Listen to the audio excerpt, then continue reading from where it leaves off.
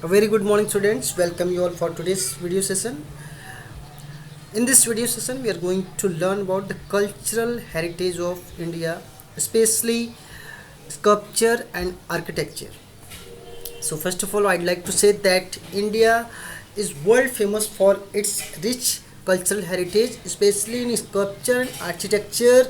India having a remarkable reputation. So before start this chapter, first of all we will go through and learn about what is sculpture and architecture. So sculpture is nothing else, it's just art of shaping figures or designs to express facial expression, to express the feeling, to express the dedication, love, and using the chisel and hammer that is done by artist. And now come to the architecture. Architecture is nothing, it's just art of construction, and in Sanskrit it is also known as vastu. Means construction of any structure, any building, house, town, wells, forts, that is considered as architecture. Now next topic, the ancient Indian town planning. As per the ancient Indian town planning, the towns can be divided into three sections. The first one is fort of rulers, that is also known as citadel. Second one is houses of administrative officer, that is situated on upper part of the town, and residences of common people that comes at the lower part of the town. Okay, now the same thing, fort of rulers at the upper part of the town, and afterwards the administrative officers, and the last one the common people. So in this chapter we are going to talk about Indus Valley civilization, and here we are going to discuss about the two biggest city of Indus Valley civilization, that is Harappa and Mohenjo-daro. So we will start with Mohenjo-daro. Mohenjo-daro is the city of Indus Valley civilization that was excavated and discovered in 1922 by archaeologists named Rakhaldas Banerjee and Dayaram Sahni. And afterwards they carried out their excavation work under the supervision of Sir John Marshall and Colonel Mackay in Larkhan city, and now it is in Pakistan, and Mohenjo-daro civilization is also under the observation of Pakistan. It is considered as heaps of dead because the whole city dumped into the earth, and that's why this is known as heaps of dead. Now come to the special features parts of the Mohenjo-daro. So first of all we'll talk about how was the construction, how was the planning of the town. So as per the survey, as per the just supervision, Mohenjo-daro is considered one of the best town planning, and they used to make establish their towns on the high ground, so they can save themselves from the floods and dampness.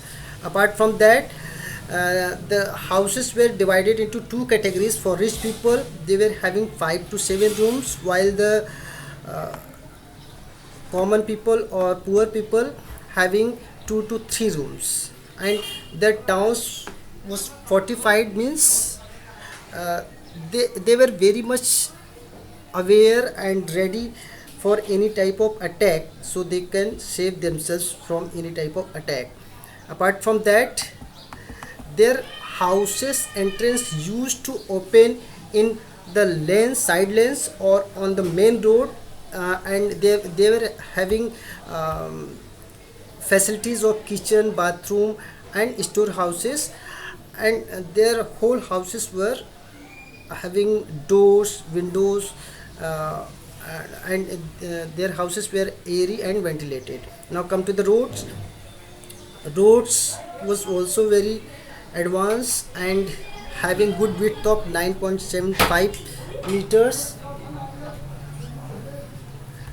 And apart from that, one more special thing, they used to cross each other at right angles, and they were having two types of roads. One is from north to south and another one is from east to west, and both crossed to each other on right angle. Now come to the drainage system. As per the archaeologists and other surveyors, it is considered that at that time the drainage system of Mohenjo-daro was it was unique and very fantastic, and except the island of Crete in Mediterranean Sea, no other civilization having this type of drainage system, and it was built to just drain out the dirty water from the town, and every house having cesspit, and drainage system was that much capable that it shows that how much they were careful about their health and hygiene. Now come to the public bath. As per the public bath, Mohenjo-daro having a large big public bath, and they used to fill it with fresh water, and they were having also facility to just water out the dirty water, and apart from that they were having small hot water facilities also, and small rooms to change the clothes, and they use all these public baths especially in festivals and religious ceremony. Now come to the public buildings. Public buildings, the one type of hall, big hall, uh, they used to make for their town planning, and they use it especially for any type of administrative meeting or store granary, or sometimes they can also use it to hide their soldiers for any type of war. Now come to the Harappa civilization. It was discovered by Dayaram Sahni, archaeologist Dayaram Sahni, in 1921 under the leadership of Sir John Marshall and Colonel Mackay. And the first remains of this Indus Valley civilization he got from the Punjab near Harappa. Harappa is the name of the village. That's why it is known as Harappan civilization. And other remains of this Indus Valley civilization, the Harappan civilization, we got from the Rapar in Himalayan region, Alamgirpur at Meerut in Uttar Pradesh, Kalibangan in Rajasthan, Lothal at Dholka in Gujarat, Desalpur and Shikarpur in Kutch, Dholavira, Rangpur near Limdi in Saurashtra, and Srinathgarh near Gondal, and Kuntashi near Morbi and Somnath. Okay. Apart from that, we can say as it was flourished on the bank of Indus Valley civilization, that's why this is known as Indus River. That's why it is known as Indus Valley civilization, and it remains. We have already discussed that it remains was found first in near the Harappa village. That's why it is considered as known as Harappan civilization, and archaeologists also found the weapons of copper and stone. That's why it is also known as Copper Stone Age, and the whole system of Harappan civilization was very systematic. Their planning were remarkable, and this is one of the best example of ancient town planning, both Mohenjo-daro and Harappan civilization. Okay, after Mohenjo-daro and Harappa civilization, the next ancient town planning is Dholavira. First of all, it was excavated and discovered at the same time when Harappan civilization was excavated. Harappan civilization was excavated and discovered in 1991, but Dholavira excavated and discovered in 1990, and it was discovered by archaeological department of Gujarat and the exact location, what is the exact location of, it's 2 kilometers away from Dholavira village. That's why this is known as Dholavira civilization, and it is near Khadirbet, the vast desert of Bachao Taluka, which is 140 kilometers away from Bhuj. As it is discovered by archaeological department of Gujarat, but in 1990 it was undertaken by Indian archaeological department under the supervision of, under the guidance of Ravin Singh Best. Now the special feature is that this civilization were having high walls which is painted with white color, and the walls were fortified and encircling the whole uh, town, and that's why it shows that they were very much aware about their safety and security.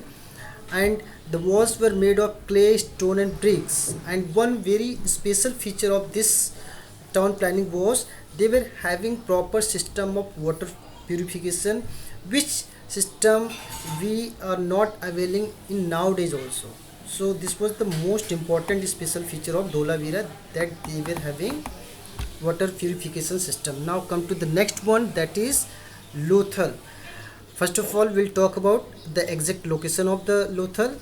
It was situated in Dholka Taluka of Ahmedabad district, and Dholka exists between two rivers, that is Bhogao and Sabarmati. In uh, this image we can see the rivers flowing surrounding the Lothal, and it is 18 kilometer away from Bay of Khambat. And apart from that, another the great feature of this Lothal civilization, Lothal town planning was Lothal having huge dockyard, and that dockyard was used to just facilitate the one type of facility to the ships in high tides, and it was also used to store the shops things, and they were having also proof of export and import at that time in ancient time. From this dockyard, uh, they used to do export and import trade with other countries. So this is one of the most important feature of Lothal, and it's just a pride of matter for Gujarat, for India, that they were having dockyard at that time.